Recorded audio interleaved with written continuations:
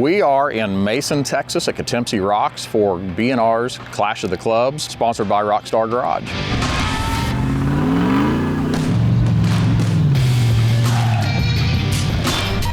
Yeah, Clash of the Clubs, it is an invite of different clubs can come together. They register for that. I believe each club gets 3 vehicles. You try to make the obstacle the best as you can, obviously the quickest you can.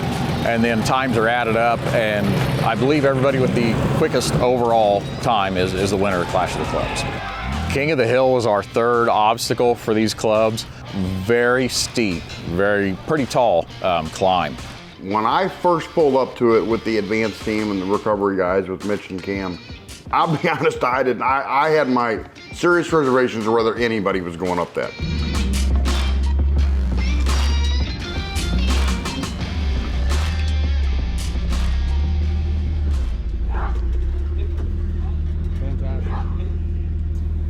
I don't know, what's that got to be, 8, 9 foot in the air. I mean, it's up there. It's way up there.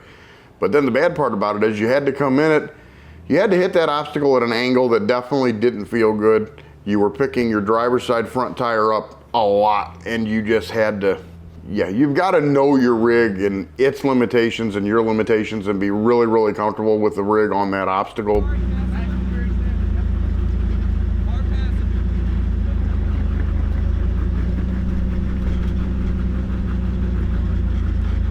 Boy, I tell you what, several rigs got up on it and worked at it. Some of the shorter wheelbase rigs really struggle because they just don't have the wheelbase to make that breakover without the front end getting too light. So there were a few sketchy moments on that.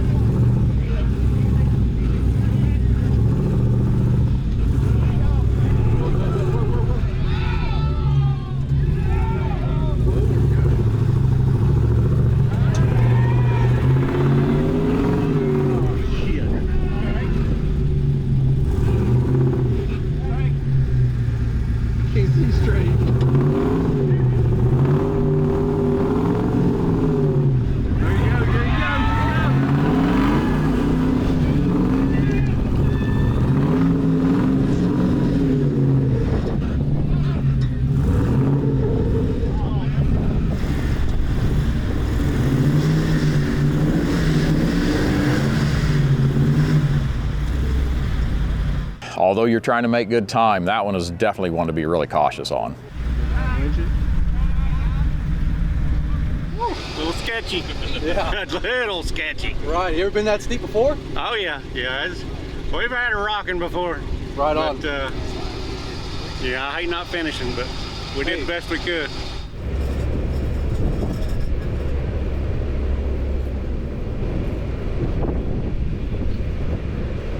Well, the last obstacle we went to was actually the namesake of King of the Hill. That's where it got, that little trail got its name, is that uphill climb there.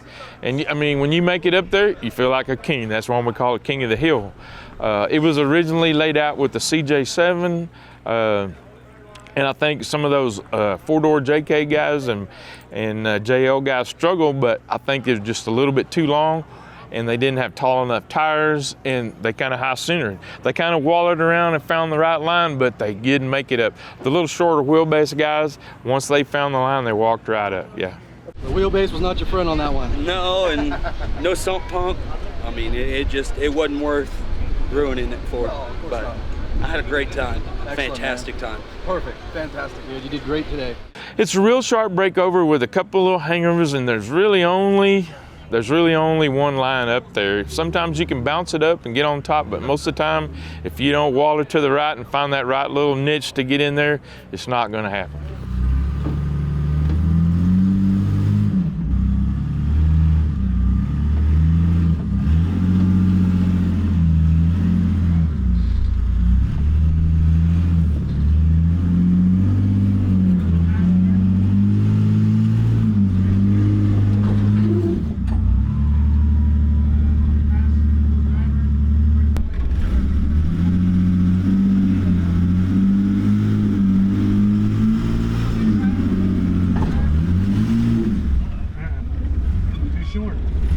first, a lot of the clubs were working on this hill, and it was not looking like anybody was even going to make it.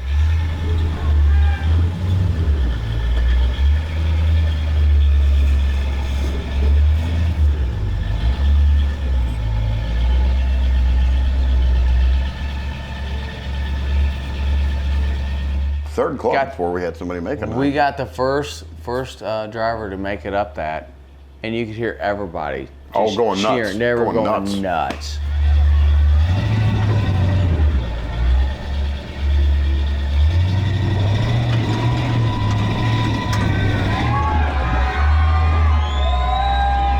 And pretty much everybody that made it up with a little bit quicker time, they were all in about the same line. So there was pretty much one option to make a good, quick, clean run on that obstacle. So they would go up it and loop around and come right back down to where they started. Basically, what it was. But it was once you made up that first obstacle, it was so tight quarters trying to make the turn coming back out.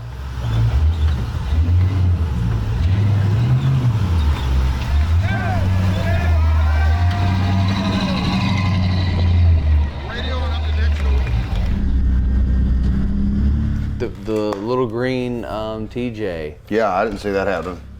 What did he was at 37s? Yeah, 37s. 37s, I think it was. And boom, went up it. Yeah. Now, if that didn't get the people that are sitting there running all the big tires, all the big They were all going, all the big stuff, the big time money stuff, and you got this guy over here on coil springs in 37s that just went up in a TJ.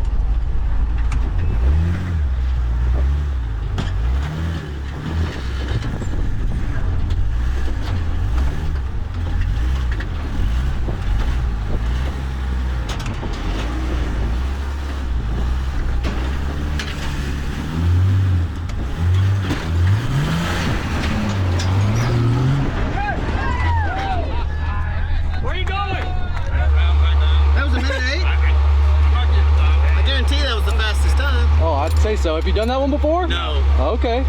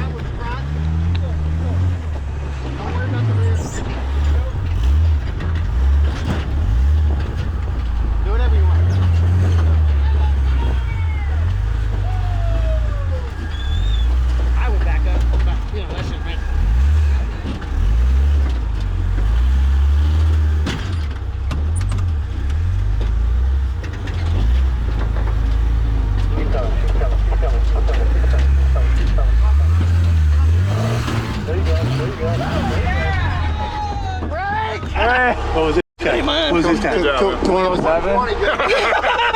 Good with you, man. Good with you. That was a joke, man. Here's your time. Yo, I thought I liked you. 120.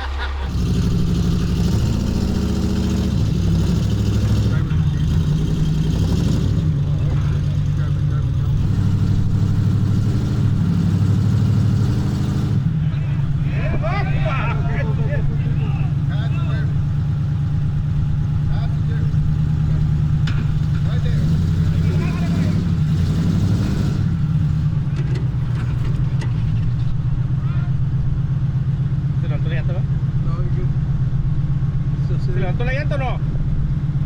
How's the tire? Can you suck down the front? Can you suck? No? No.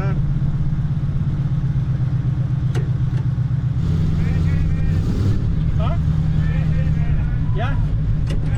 All right. Woo.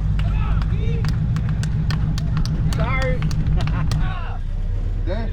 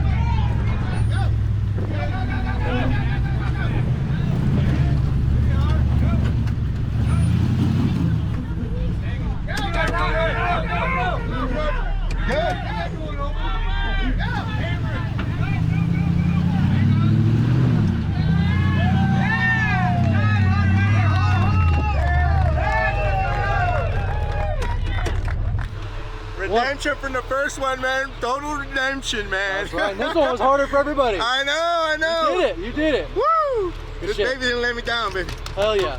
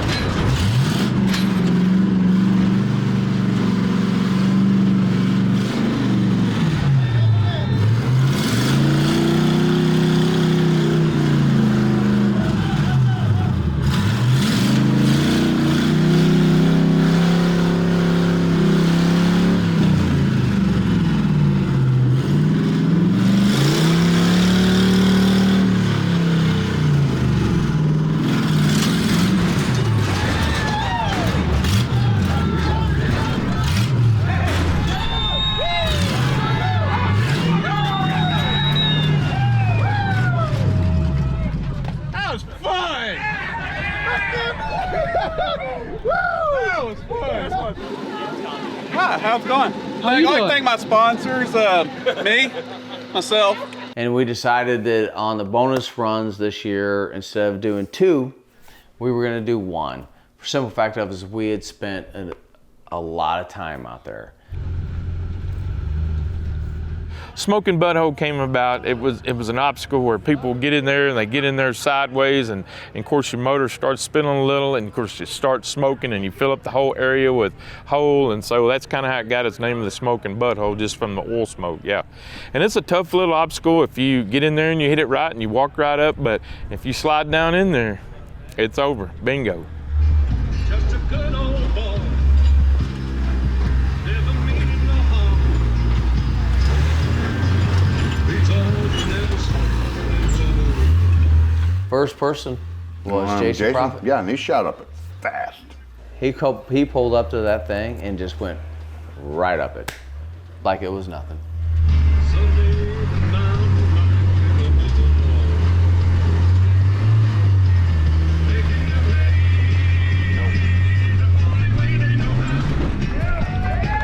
At the bottom of that, you come through a V-notch going into it, and that's a V-notch, and as soon as you come out of the V-notch, you needed to go hard passenger to dodge a big rock.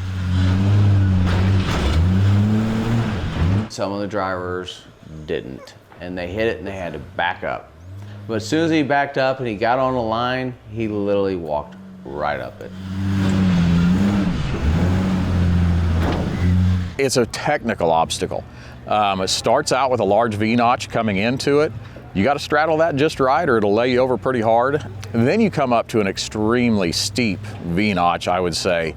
And you have to keep your driver's side on a pretty small ledge and keep your rear tire from slipping down into that bottom. If it does slip down, we were told that a lot of vehicles do roll over on that.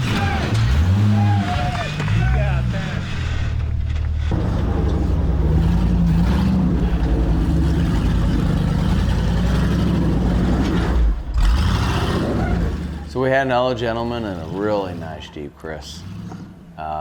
He come up in there and he's well-built rig. He shot right into it, got on the main part, and as he started crawling, he was looking for traction and got a little high on that driver's side, and it's just poop.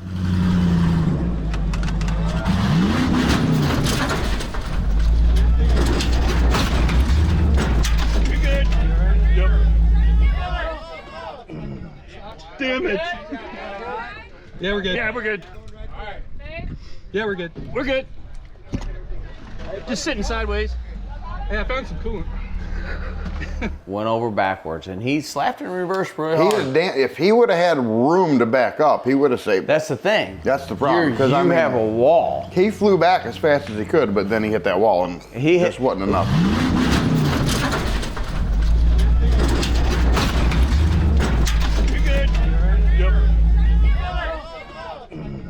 Instantly, we all go into recovery mode. First off, make sure drivers are okay. Thankfully, driver and passenger, no, everybody was fine, harnessed in, good shape. Mid park. You guys ready? Yep. Hold on to the brake. We got rolled back over. They stayed in it. Rolled them back over. I looked at a few things in the engine. Boom, fired it up, and he was rolling right on out of there. Okay, we're gonna back the rest of the way up. Oh yeah, we're good. But he did it with a smile. Yep. He did it with a smile. I love that. I mean, me? Oh yeah. Yeah, you'd have been. You'd have to go to the car wash. I'm leaving. I'm heading back to Missouri.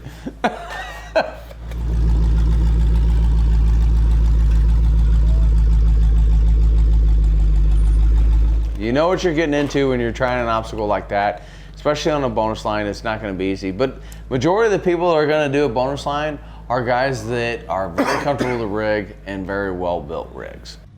So we had a buggy there. He was on. I mean, it's a buggy. It's a 2 buggy. Yeah. Sticky Mickeys, the whole 9 yards. And when he come in that V-notch in the beginning, and he slid down in it. Went to stick his hand out too. Yeah. He slid down in it.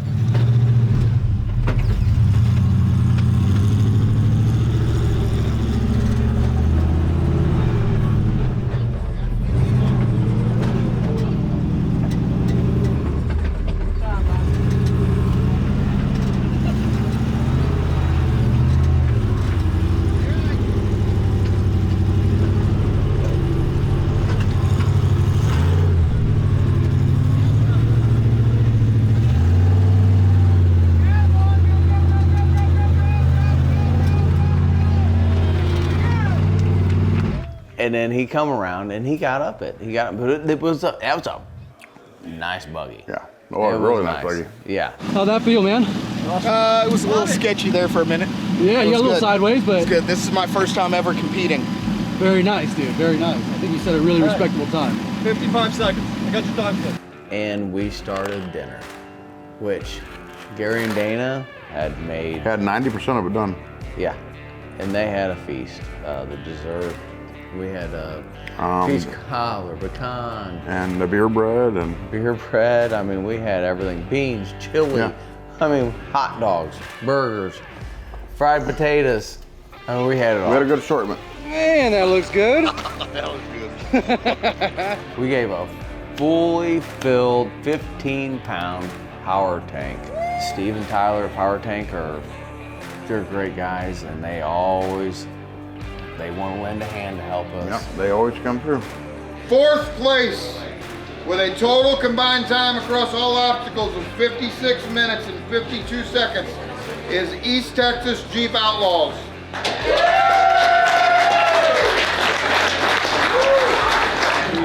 All right, guys, 3rd place with a combined time across all obstacles of 53 minutes flat, Moccasin Creek.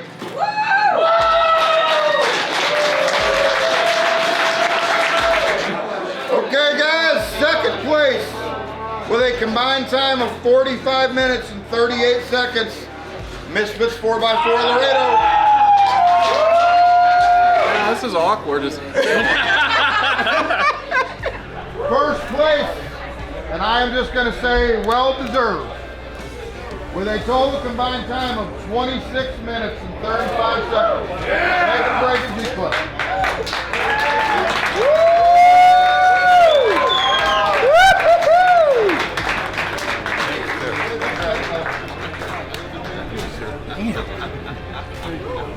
Thank you guys. Thank you guys. Mr. Jason Prophet with a total time of 34 seconds. And definitely want to thank all the sponsors for this event. You know, that's what helps make this thing possible. So again, a big thank you to Yukon Gear and Axle, Mickey Thompson Wheels and Tires, Power Tank, Gearhead Coffee, and Rock Track 4x4. And thanks to the Great American Pro. And thanks to the Great American Pro.